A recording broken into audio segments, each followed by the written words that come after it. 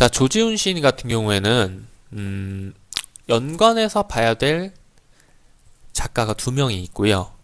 흔히 청록파라고 하죠. 이건 좀 이따 제가 설명해 드릴 거고, 그리고 조지훈 시인 같은 경우는 여태까지 여러분들 이 시기에 암흑기의 시인들 시를 어떤 식으로 연관을 많이 지었어요? 어떤 식으로 반영론적으로 연관을 시켰죠? 현재의 암담한 현실에 뭔가 맞서는 그런 느낌이었죠.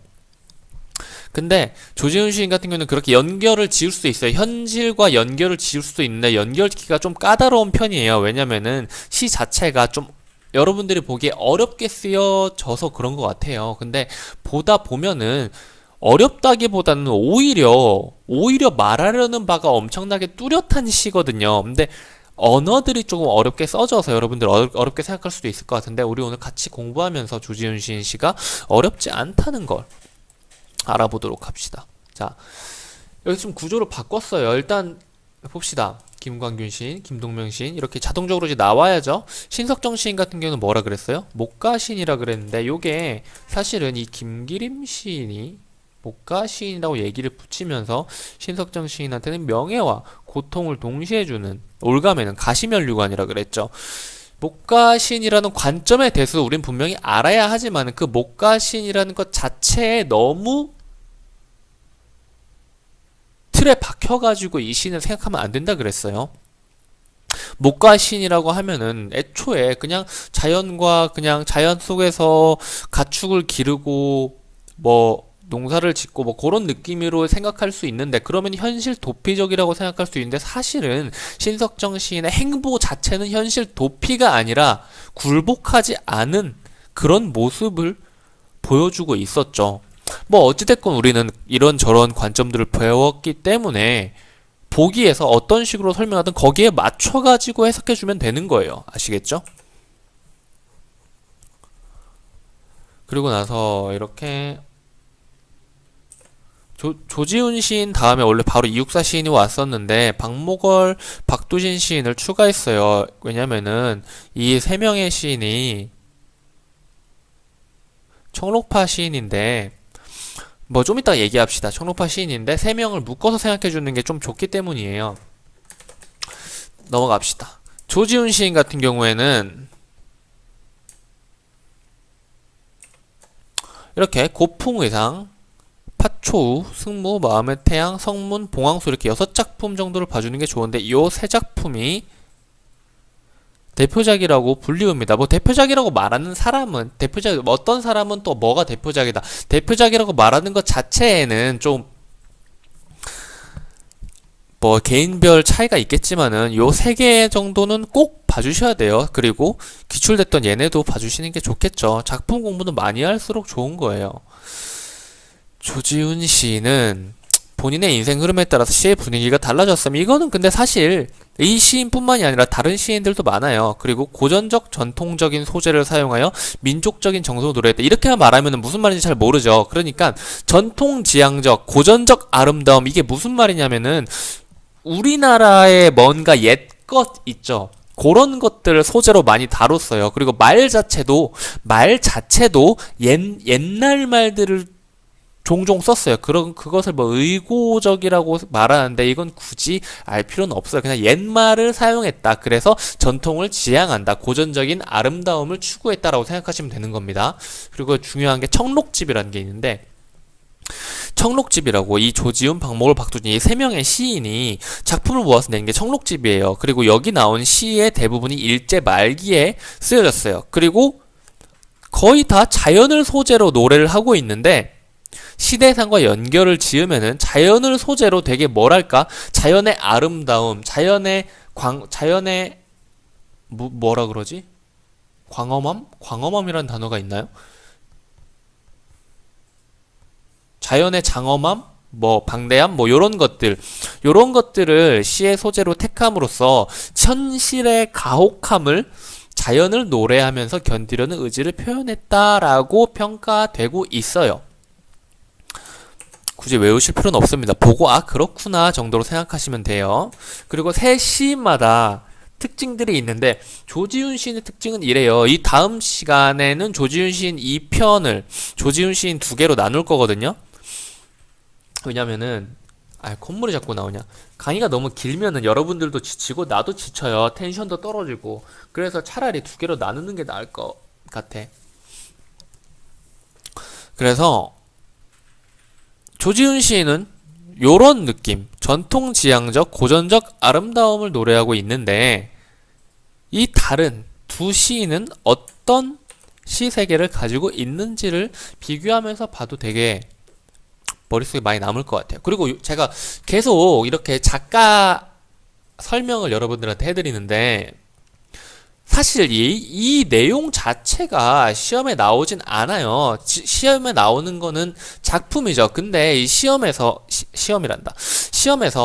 나오는 게 작품이 나오고 제목과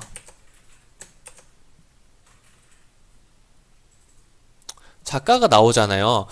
요거를 알면은 제일 중요한 게 작품, 제목, 작가 이렇게 세 개가 이렇게 나오잖아.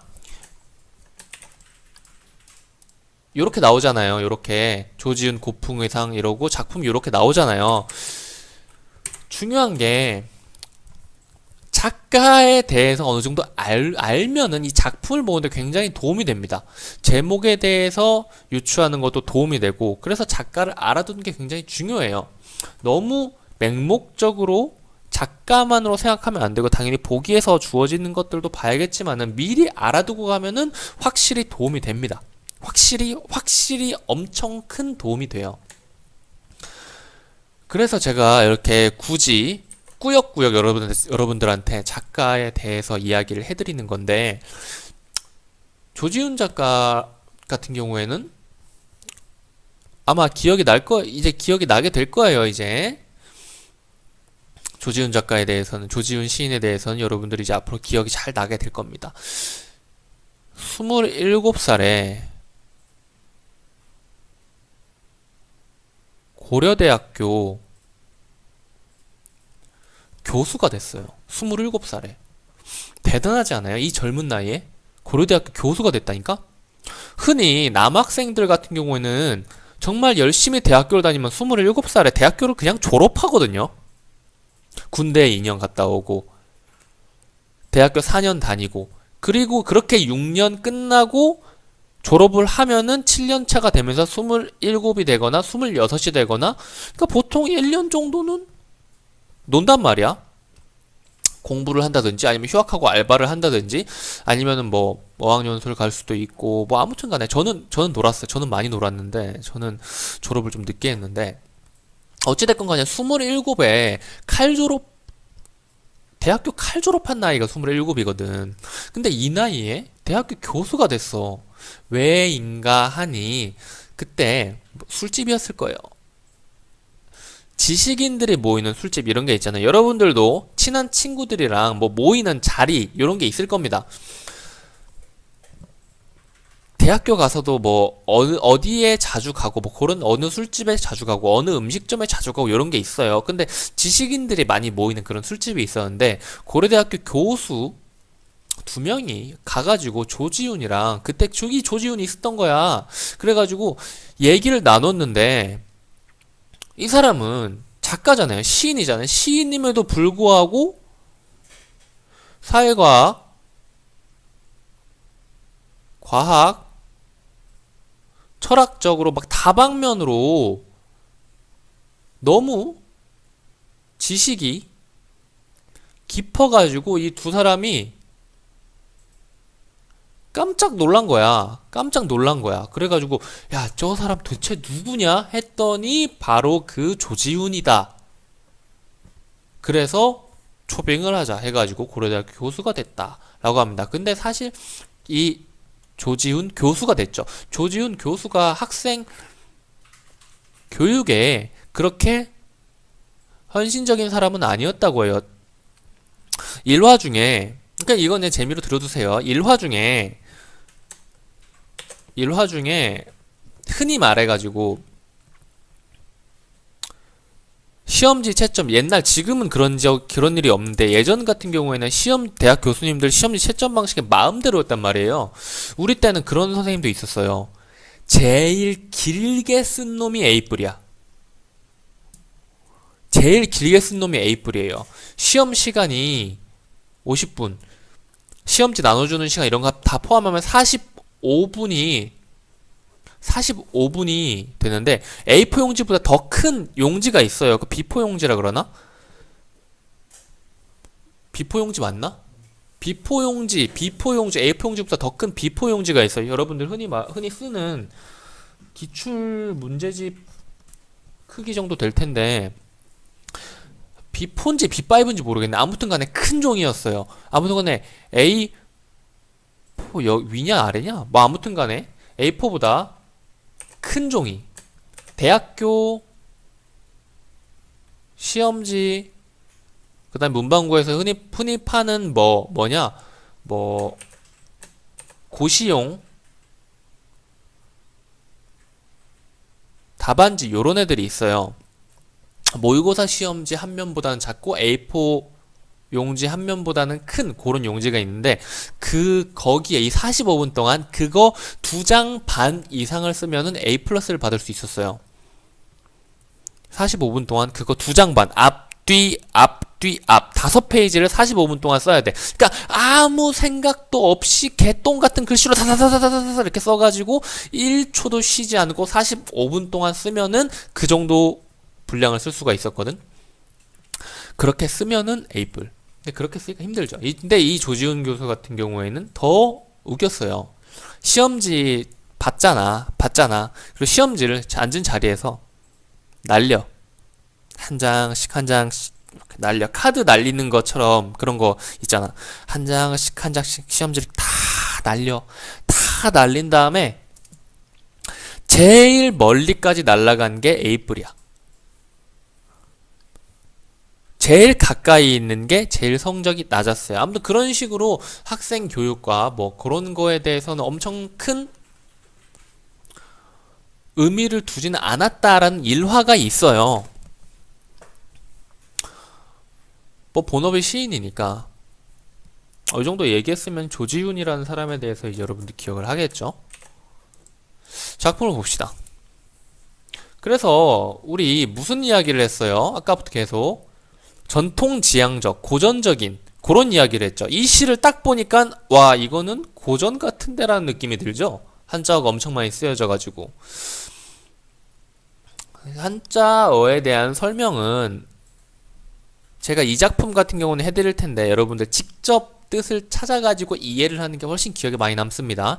자, 일단 봅시다.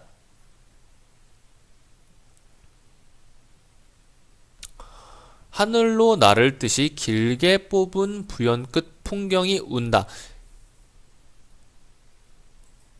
얘가 뭔지는 모르겠는데 하늘로 나를 뜻이 길게 뽑았어요. 뭔가 시원한 느낌으로 이렇게 뽑았어요.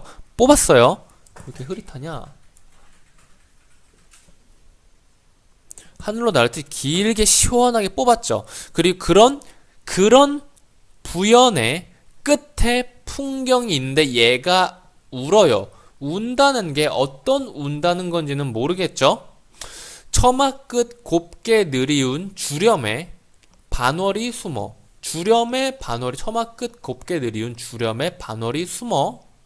반월 뭐 반달이죠. 얘가 숨어가지고 아른아른 봄밤이 두견이 소리처럼 깊어가는 밤. 어쨌든 간에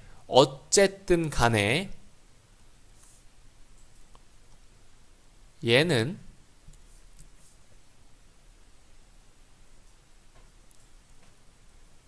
깊은 밤의 풍경을 이야기하고 있구나. 화자가 지금 보고 있는 깊은 밤의 풍경을 이야기하고 있구나 정도 알 수 있겠죠.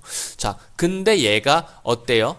고아라 진정 아름다운 지고. 진정 아름답고 파르란 구슬빛 바탕에 자줏빛 회장을 받쳐. 회장적으로 어찌됐건 간에 얘는 저고리에 대한 이야기죠. 얘가 아름답다는 게 밤이 아름답다는 말일 수도 있고 회장저고리가 아름답다고 말일 수도 있겠네요. 그쵸? 이 저고리 하얀 동정이 환하니 발도소이다. 요런 거야. 요런 거. 아름다운 지고 발도소이가 옛날 말을 썼다는 거죠. 의고적이라고 하지만은 굳이 외울 필요 없다 그랬죠. 옛날 말을 썼다. 그러니까 저고리의 어떤 부분인 거예요. 이 회장 저고리에 달린 하얀 동정이라는 게 저고리의 어떤 부분이라는 거죠. 살살이 퍼져내린 고든 선이 살살 저고리 이렇게 살살 한복처럼 살살 퍼져내렸어. 스스로 돌아 곡선을 이루고 12폭 긴 치마가 물결을 치고 너무 아름답지 않아요? 그쵸? 치마 끝에 곱게 감춘 운해 당해. 얘가 신발의 종류예요.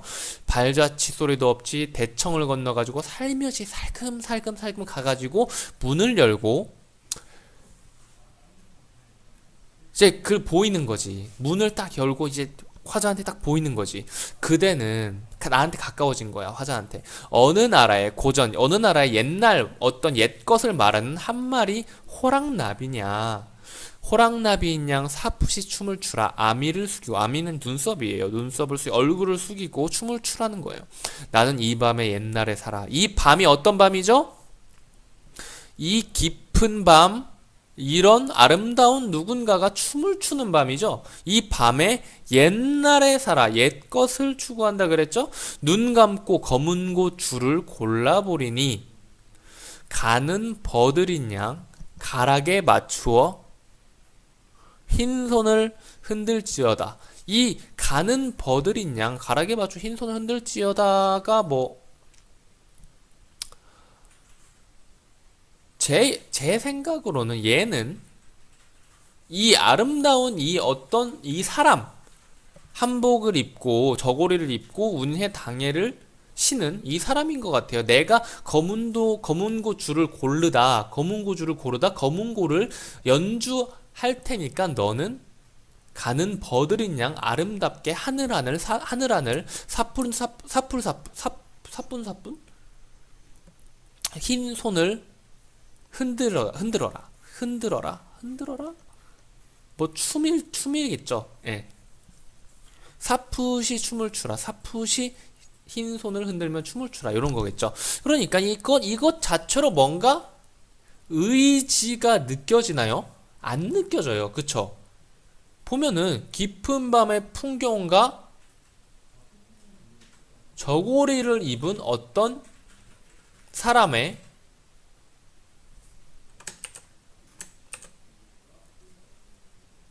춤과 아름다움과 그것을 감상하는 화자와 그리고 검은 고를 줄을 고름으로써 그 아름다움에 동참하고 싶은 의지 정도를 우리가 볼 수 있죠. 그쵸? 그러니까 너무나도 순수한 느낌을 주는 시란 말이에요. 그러니까 당연히 시대상하고 연결이 안 되지. 근데 그거를 생각을 해보면 돼요. 이것도 억지로 다 짜 맞출 수는 있거든. 근데 그렇게는 안 나오는 시예요. 그렇게 안 나오는 시인데 그러니까 오히려 이런 고전적 아름다움에 심취하여 현대의 현실의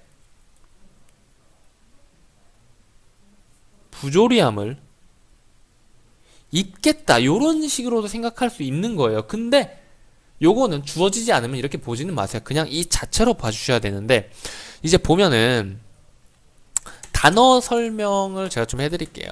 부연, 풍경, 주렴, 운해, 당해 요 정도만 하면 될 것 같은데 원래 이걸 숙제로 내주려고 그랬었는데 부연은 요거예요. 요 갈색 요거 있죠? 샥샥샥 쳐진 거 있죠? 여기 이렇게 이걸 부연이라 그래요. 처마 석가래 끝에 덧없는 네모지고 짧은 석가래. 어찌됐건 석가래예요. 그리고 뭐였죠?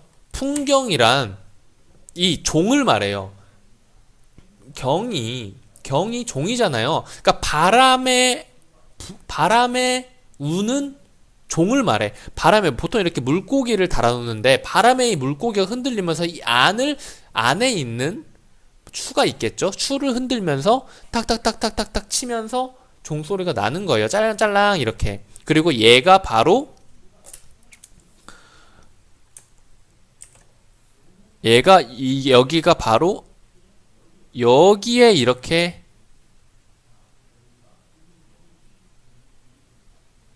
이거 물고기인데 이렇게 달려 있는 거지. 무슨 말인지 알겠지? 너무 작나? 어찌됐건 간에 그러니까 여기 이 부분을 확대시키면은 이렇게 된다. 이렇게 보시면 되겠습니다. 그리고 주렴 예전에 우리는 되게 많았어요. 촌에 가면은 많이 있기도 했고 미용실에도 굉장히 많이 달려 있었는데 요즘은 그런 거 없죠. 그러니까 주렴이라 함은 여기에 이런 중국 드라마에서 따왔는데 이런 구슬로 만든 쭉 쳐놓은 구슬로 만든 커튼 비스무리한 모습으로 구슬로 이렇게 쭉 따놓은 이런 거 있죠. 그거를 말해요. 들어갈 때 이렇게 샥 걷으면서 들어가야 되고 그러면 샥 걷으면 촥 구슬 부딪히는 소리 들리고 그런 구슬을 실에 꿰서 만든 발입니다. 그리고 이 발이 신발 신을 때 그 발이 아니라 발은 보통 뭔가를 가리는 용도로 쓰이는 거예요. 뭐 커튼 같은 용도라고 생각하시면 됩니다. 예전엔 커튼이 없었잖아요. 그리고 이 운해 같은 경우에는 앞코에 구름무늬를 새겨가지고 여자들이 신는 신발인데 당해 같은 경우에는 뭐 남녀 청소년 뭐 어린아이들이 많이 신는 예쁜 신발 이렇게 생각하시면 되는데 그냥 운해 당해 이렇게 묶어 놓은 거는 그냥 옛날 라임을 맞추기 위해서라고 생각하셔도 되고 그리고 예쁜 신발을 표현하기 위해서였다고 생각하시면 되겠어요. 아유, 콧물이 자꾸. 그래서 이제는 다 알 수 있죠? 문제를 풀어볼 건데 요즘에는 이런 식으로 나오죠. 오히려 훨씬 더 보기 쉬워요. 오히려 훨씬 더 보기 쉬운 게 왜냐면은 봐야 하는 기준을 여기에서 제시해 주기 때문이에요. 한번 읽어볼까요? 문학적 시간은 작가의 체험이나 의식에 따라서 자연적 시간을 의도적으로 재구성하여 미적 효과를 드러낸다. 의도적으로 재구성 문학적 시간. 삶의 과정과 우리 그냥 체크하는 방식대로 해봅시다. 삶의 과정과 시간의 흐름을 담은 사건은 주로 과거형 그리고 현재형 얘네가 요런 애고 대상의 특징을 감각적으로 형성한 이미지는 주로 현재형으로 표현한다. 하지만 과거형과 현재형의 작품은 작품 내적 상황에 따라 달라질 수도 있다 그러네요.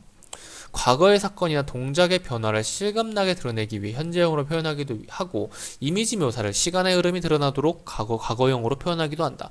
특히 서정시는 현재의 순간에 과거의 경험들이 공존해 있다는 점에서 이러한 시간의 모호성이 두드러진다. 즉 서정시는 과거와 현재를 분리하지 않고 시적 현재로 통합하는 시간의 의도적 변형을 드러내는 것이다. 이렇게 되죠. 가를 바탕으로 하니까 가 전체를 바탕으로죠. 나의 기억에서 미음을 이해한 내용으로 가장 적절한 것은 나가 고풍위상이죠. 기억, 자연적 시간이 작가의 의식에 의해 문학적으로 재구성된 경우에 해당된다. 그러면은 문학적으로 재구성됐다는 것 자체를 여기서 찾아줘야죠. 재구성 뭐예요? 삶의 과정과 시간의 흐름은 과거형, 대상의 특징을 감각적으로 형상화하는 이미지는 주로 현재형으로 표현한다. 두견이 소리처럼 깊어가는 밤이 뭐예요? 두견이 소리처럼 감각적인 언어죠? 우리 감각적인 게 뭐예요? 감각적인 게 오감이잖아요. 청각. 감각적으로 형상화하는 애는 현재형. 두견이 소리 지금 깊어가고 있는 현재형으로 문학적으로 재구성된 경우에 해당을 하는 거죠. 얘네 같은 경우에는 뭐 설명을 해드릴 수도 있는데 이건 나중에 질문이 오면은 제가 따로 설명을 해드릴 거고요.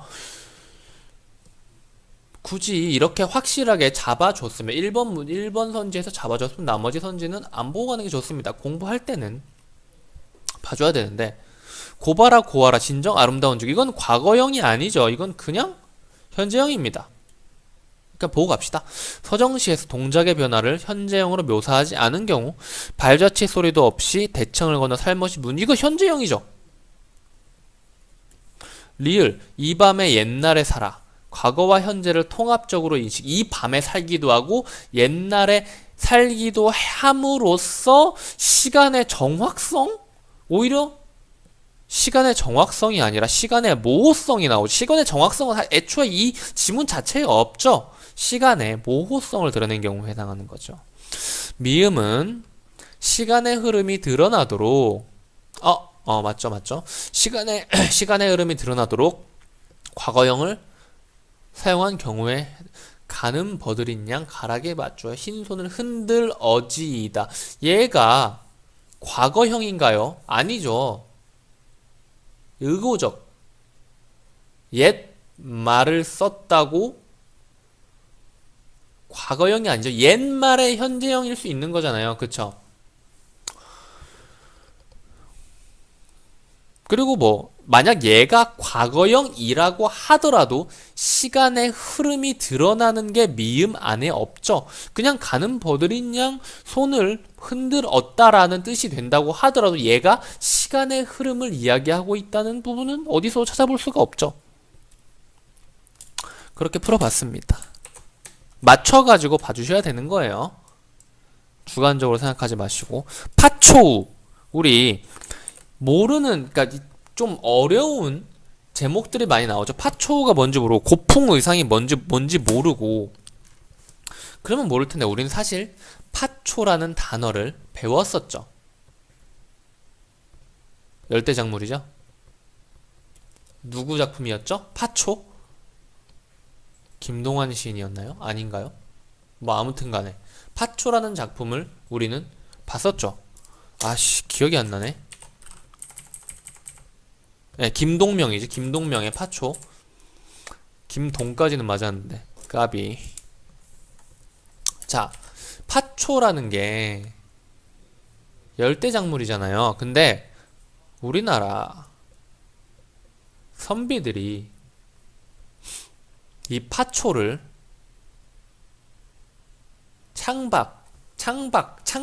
창밖에 심는 게 뭔가 그 선비들의 뭐라고 하죠?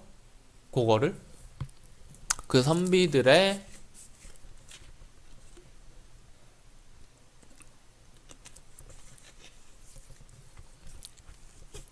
뭐 취미생활? 시를 쓰고 그림을 그리는 것과 같은 그런 생활 중의 일부였어요. 그런 취미생활. 취미생활이라고 해도 되나? 아무튼 간에 취미생활이라고 합시다. 왜냐면은 이 파초가 잎이 넓잖아요.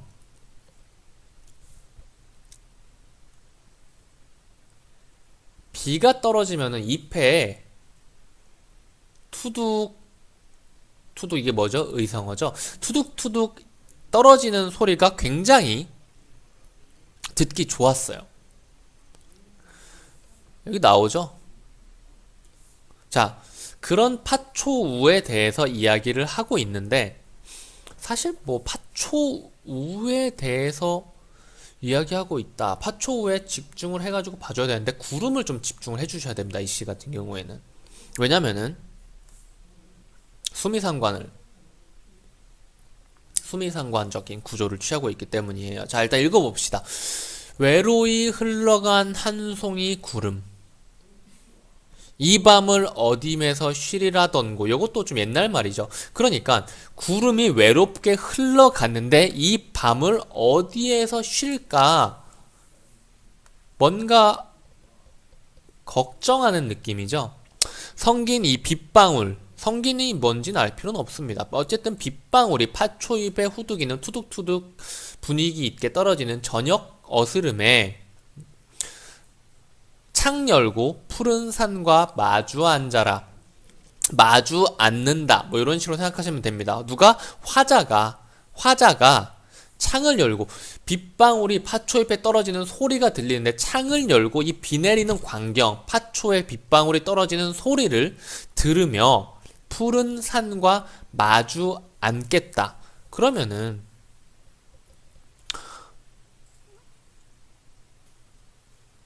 푸른 산은 화자가 극단적으로 확대를 해보면 지향하는 공간이 될 수가 있겠죠. 근데 그런 식으로 생각하실 필요는 없고 그냥 화자가 좋아한다. 화자가 보고 싶어 한다. 요 정도로 생각하시면 되겠습니다. 들어도 싫지 않은 물소리. 뭐가? 파초우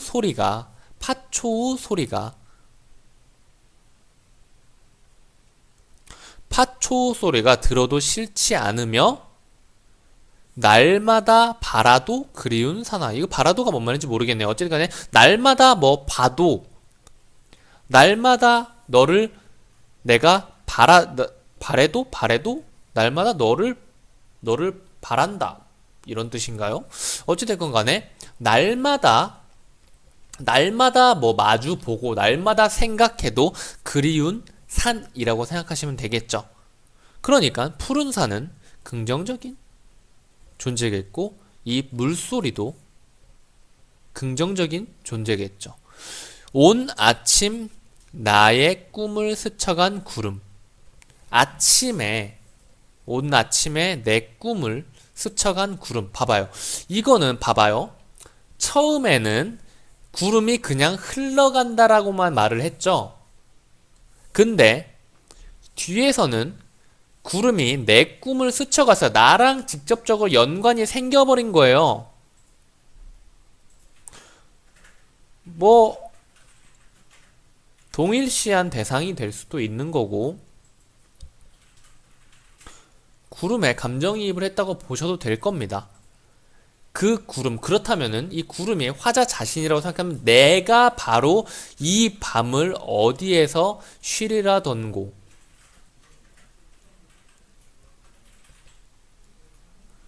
그니까 얘도 그래요. 얘도 우리 연관을 지어서 생각을 해봅시다. 자, 이 구름이 화자와 동일시 됐다 그랬죠. 그리고 그 화자는 지금 뭐예요? 산과 마주 앉는 이런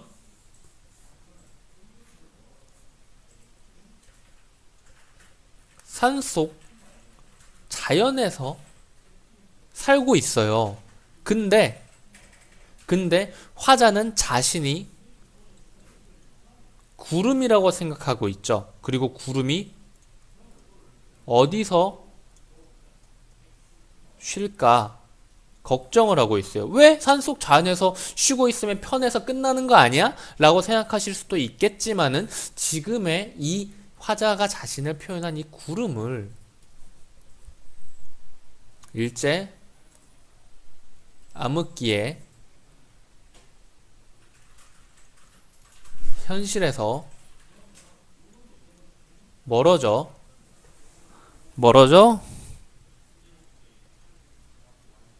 자연 속에 숨어있는 모습으로도 생각하실 수 있는 거죠. 오케이?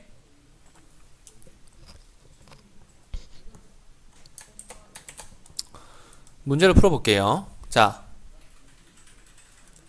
파초오는 조지훈이 스스로 방랑시편 보기를 먼저 읽어주시는 게 좋습니다. 보기를 참고하여 이해하라고 하면은 작품의 이해가 좀 모자라더라도 보기를 통해서 이해를 도와줄 수 있어요.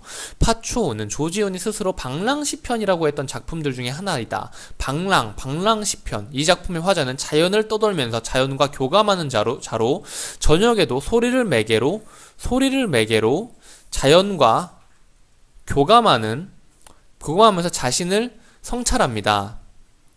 그의 이런 태도는 자연과 하나가 되려는 것이지만 현실에서 벗어나 자연에 은둔하는 것이기도 하다. 시대상과 연관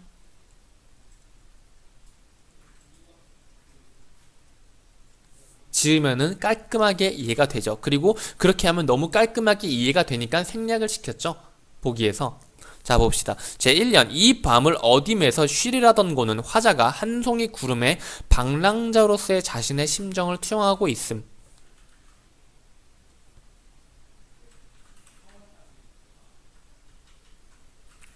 방랑자로서의 자신의 심정을 투영하고 있는 거죠? 성긴 빗방울이 후두기는 소리가 저녁 어스름과 어우러져 화자의 성찰이 이루어지는 배경이 감각적으로 이런 배경 속에서 푸른 산과 마주 앉아 성찰을 한다라고 감각적으로 제시가 되고 있죠. 화자가 푸른 산을 감각적이라는 말은 애초에 모든 시에서 기본적인 디폴트예요.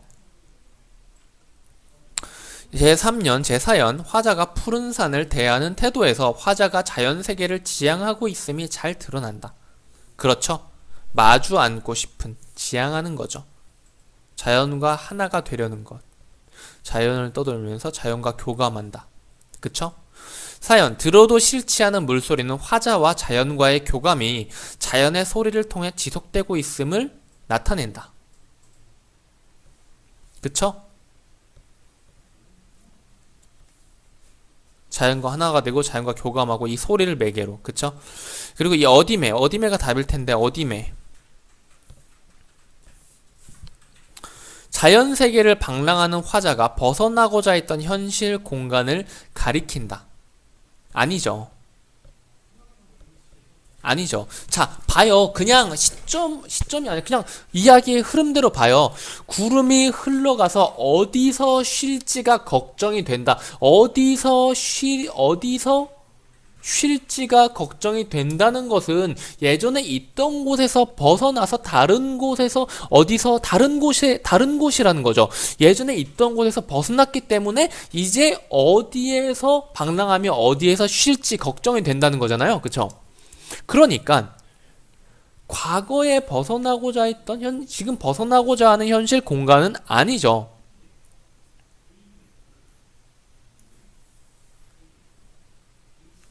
어떻게 보면은 화자가 은둔하고자 하는 공간에 대해서 이야기를 하고 있는 거죠. 조지훈 시인 조금 어렵지만은 조금만 깊게 생각해주면은 시 감상, 시 자체가 되게 예뻐요. 잘 볼 수 있어요. 이 다음에는 조지훈 시인 2편 진행을 하고 나서 나머지 청록파 시인들에 대해서도 이어서 이은 강의에서 진행하도록 하겠습니다. 여기까지 할게요. 오늘 숙제는 없고 다음 강 조지훈 시인 마무리하면서 숙제는 제출될 거니까 꼭 다 해서 제출을 하고 제출될 거니까 제출하라는 말이 뭐야? 숙제가 숙제 낼 거니까 다 해서 제출하기 바랍니다. 여기까지 할게요.